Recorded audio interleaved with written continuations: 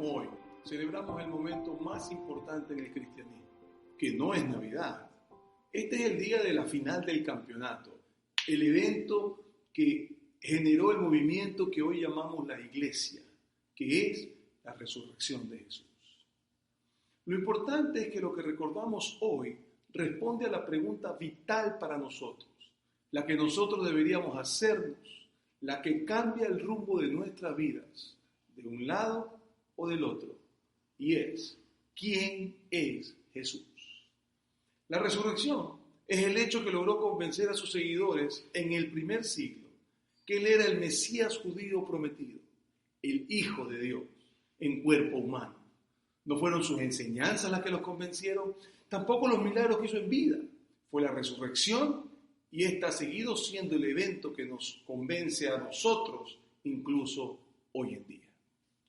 Si es la primera vez que estás con nosotros, déjame decirte que nosotros no creemos que Jesús resucitó de los muertos porque la Biblia lo dice, como si fuera un suceso que sale de historias antiguas recopilados años o siglos después. No, es mucho mejor que eso, es más sustancial. Nosotros creemos que Jesús se levantó de los muertos porque Mateo, un seguidor de Jesús, testigo presencial, dejó un documento de lo acontecido. Creemos porque un muchacho griego llamado Juan Marcos tenía un amigo, Pedro, que fue testigo presencial, quien le contó o le dictó lo que había sucedido. Y creemos porque un médico griego del primer siglo llamado Lucas, que recorrió las áreas donde Jesús anduvo todo el tiempo, dice que investigó profundamente lo sucedido, que llegó a la conclusión de que los testigos decían la verdad y que se dejaban matar por esa verdad. Creemos también porque un hermano de Jesús llamado Santiago, que no creía en él hasta que éste resucitó, se convirtió en un seguidor y mártir del cristianismo, entendiendo que su hermano era quien dijo ser. Déjame hacerte una pregunta. ¿Qué tendría que hacer tu hermano para convencerte que él es el Mesías, el Hijo de Dios encarnado? ¿Verdad que casi nada? Pues Santiago llegó un poco tarde a la fiesta, pero entendió lo que no entendió a través de los milagros que hizo su hermano ni sus enseñanzas.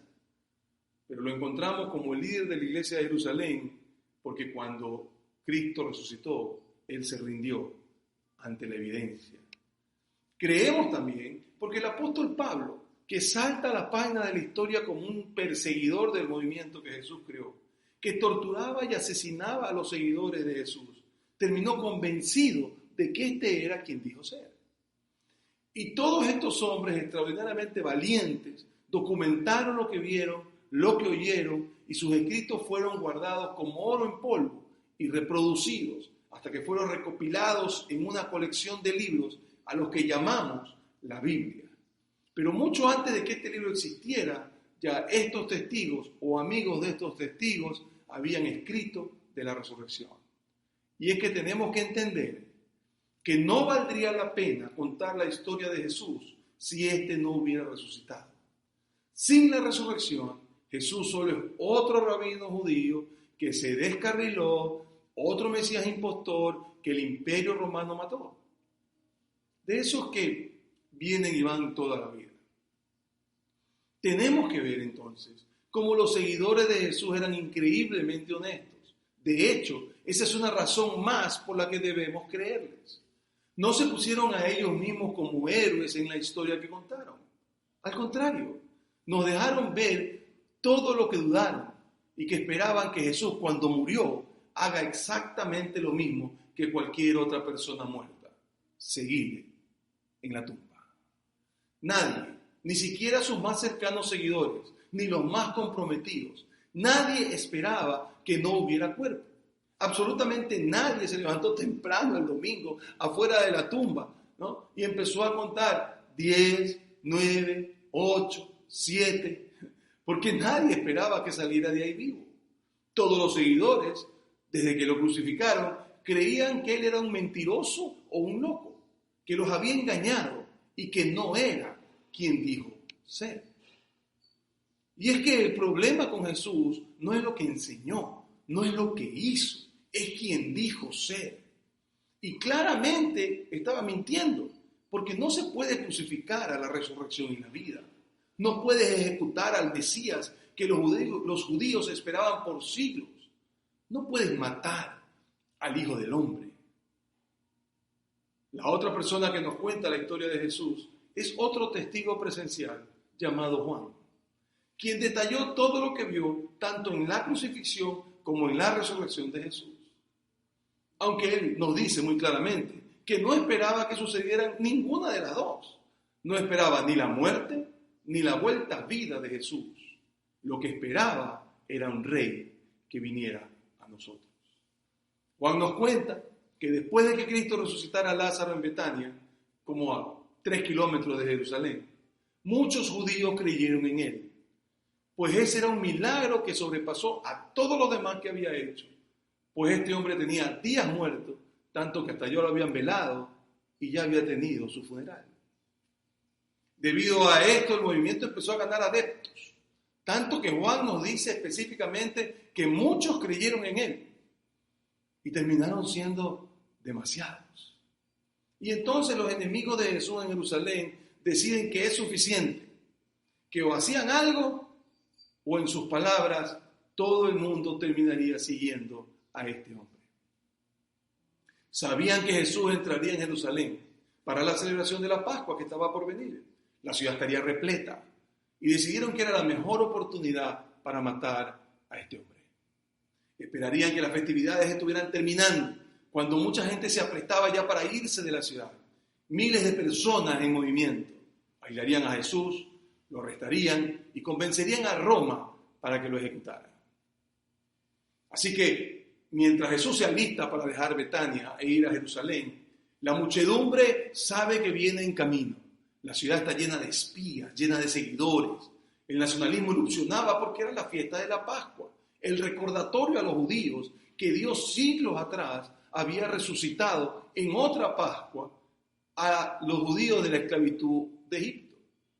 Y esperaban que esta fuera, esta o alguna otra, aquella que los libere de Roma, aquella que los vuelva a poner libres. Y creían que este Mesías era Jesús, quien esperaba se declarase rey. Mientras va Jesús a la ciudad, le salen a su encuentro miles de seguidores. Lo declaran Señor y Rey. Entra en Jerusalén triunfante y enseña ahí. Va y viene por la ciudad, mientras sus enemigos esperan el momento exacto en que lo puedan separar de la multitud. Y en esos momentos Judas pierde la paciencia, va donde los líderes del templo y les dice: yo se los entrego para que lo arresten, y llegan a un acuerdo monetario. Hacia el final de esa semana, Jesús celebra la Pascua con sus 12.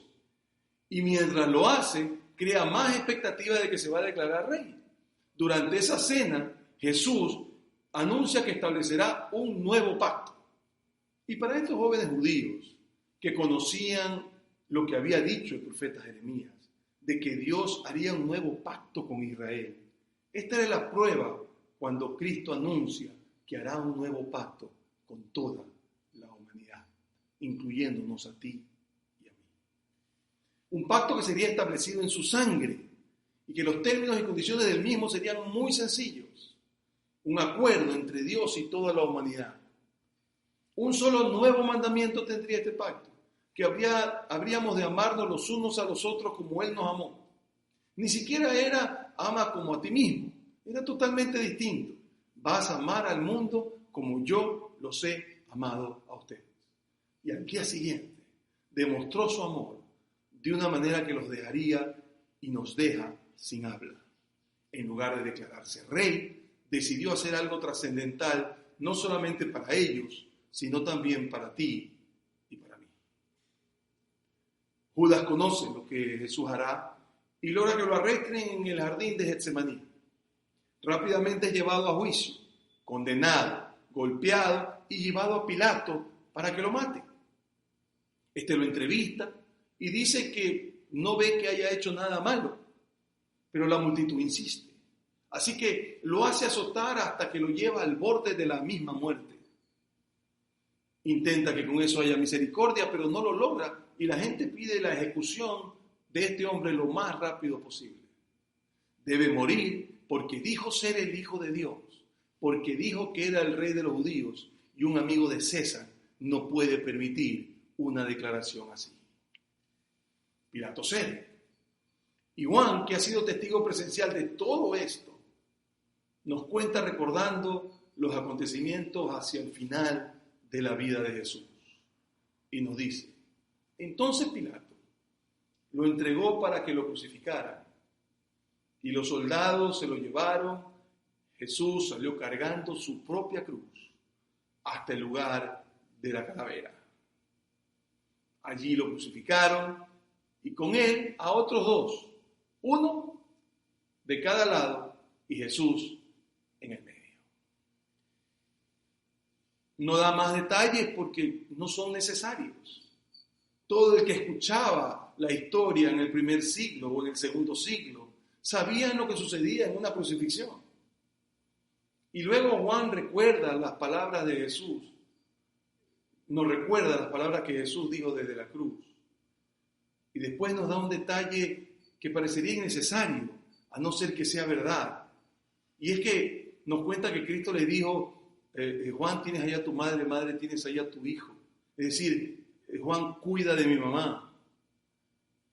Y nos cuenta que él dice sus últimas palabras que fueron consumado es. Y luego, dice Juan, inclinó la cabeza y entregó su espíritu. E inmediatamente, Juan escribe un detalle que parecería irrelevante, pero que es importantísimo, porque está escrito para futuras generaciones, para ti y para mí. Y dice Juan, el que lo vio, hablando de él mismo, ha dado testimonio de ello, y su testimonio es verídico. Él sabe que dice la verdad.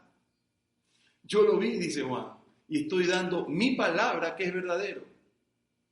Y cuando llega aquí, parecería que Juan nos busca como coger de los brazos a través del tiempo, mirarnos a los ojos de cerca y decirnos, para que ustedes también crean, aunque tú no lo viste, para que creas a través de mi testimonio, porque yo lo vi y quiero que respondas como yo lo hice.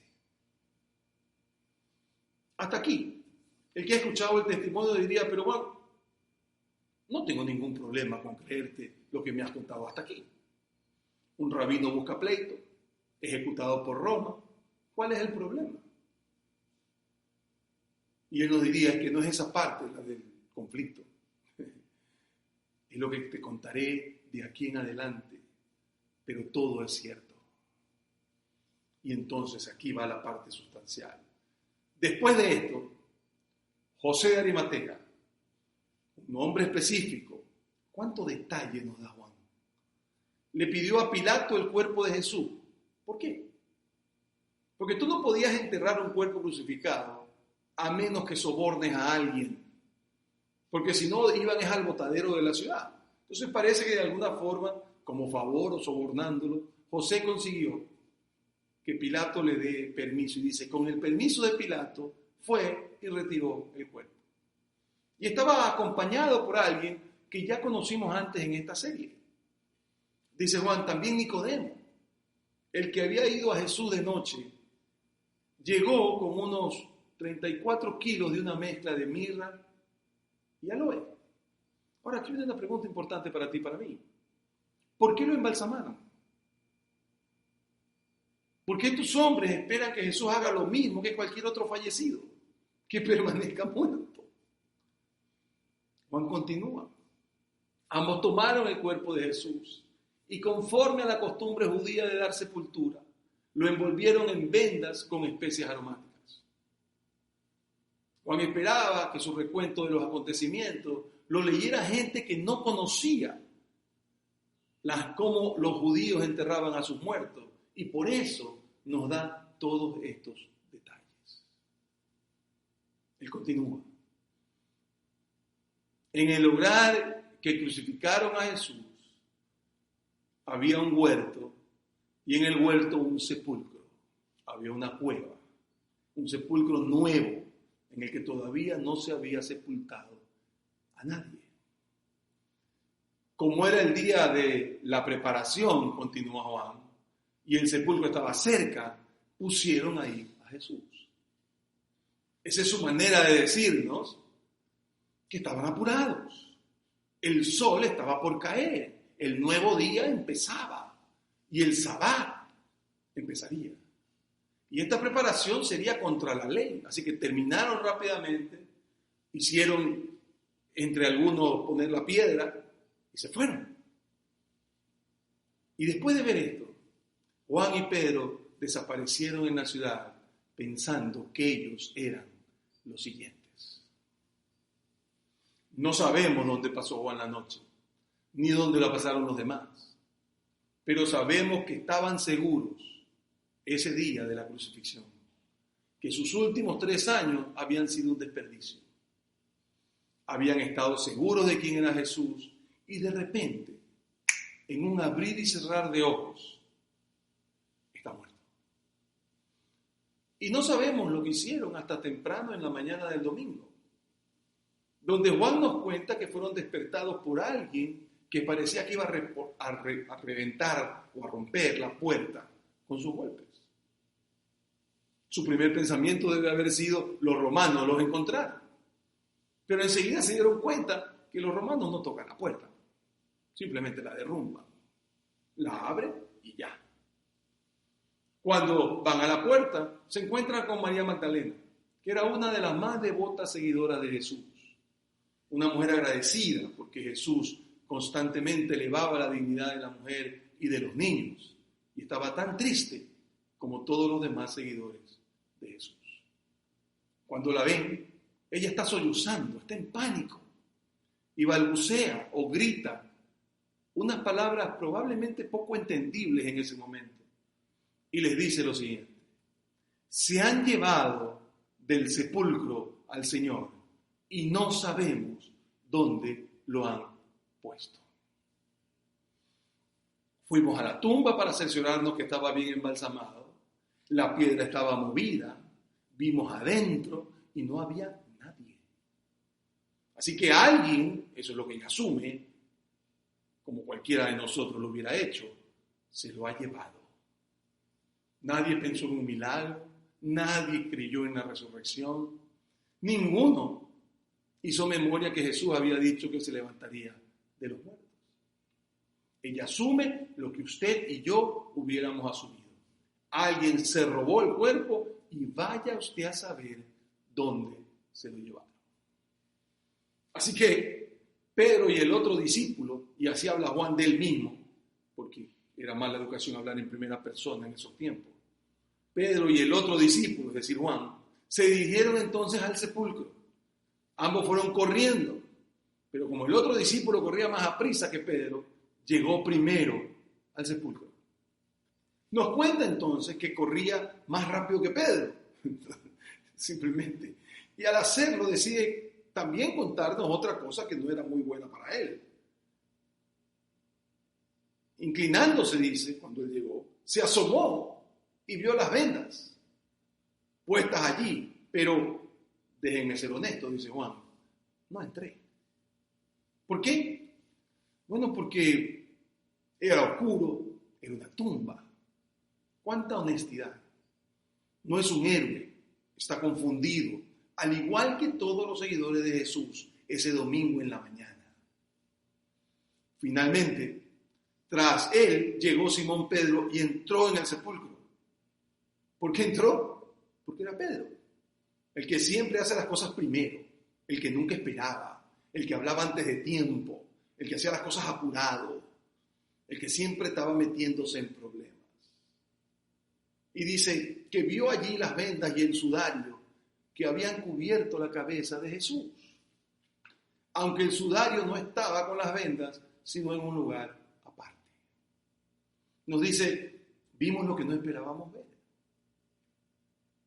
Porque cuando alguien roba un cuerpo, se lo lleva con todo lo que tiene.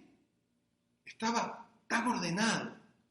No lo hicieron apurado o a la fuerza. Esto sorprende a Juan. Un ladrón no se toma el tiempo de desembalsamar el cuerpo.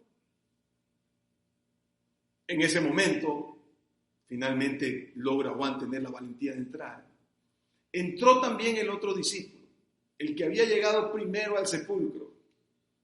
Y ahí Juan nos vuelve a dar la fórmula, su fórmula, la que nos ha repetido por todo el Evangelio. Y vio y creyó. Finalmente entendió. Supimos que nuestro mundo, dice, que el mundo había cambiado para siempre.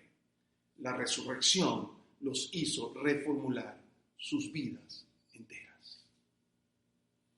Todo lo que Jesús les había dicho era verdad. Era verdad cuando dijo que quien lo había visto a él, había visto al Padre. Vine para que vean a Dios. Este instante cuando Juan se da cuenta que lo ha visto morir, lo ha visto enterrado y ahora lo ha visto resucitado. Todo queda claro. Pero, ¿quién podría imaginar tan grande misericordia? ¿Qué corazón podría comprender tan ilimitada gracia?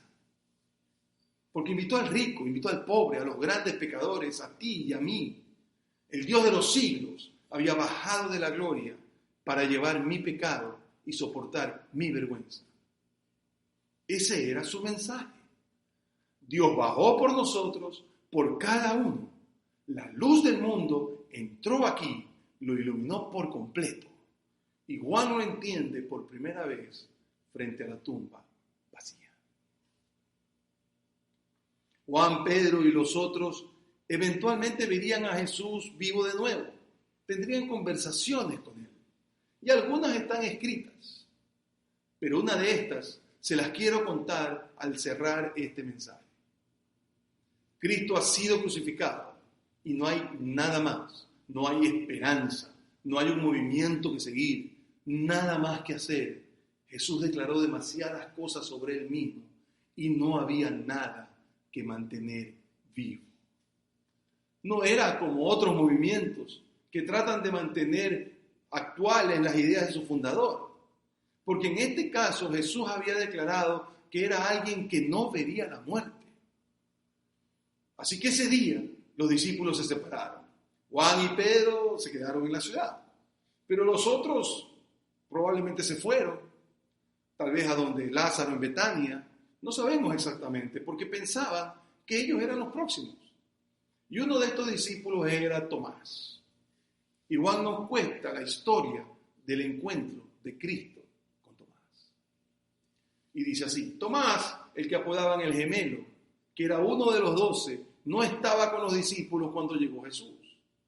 No estaba con nosotros, dice Juan, se había ido. Así que los otros discípulos le dijeron: hemos visto al Señor. Le contamos lo que sucedió. Pareciera que estos rumores de que Jesús estaba apareciendo hace que Tomás regrese y se reconecte con los discípulos, quienes le dan la noticia. Pero Tomás no es supersticioso. Pues. Tomás piensa que ha perdido 3 años de su vida siguiendo un falso Mesías. No va a pasar el resto de su vida siguiendo un fantasma, siguiendo un rumor. Y entonces les dice: mientras no vea yo la marca de los clavos en sus manos, meta mi dedo en las marcas y mi mano en su costado, no lo creeré, respondió Tomás.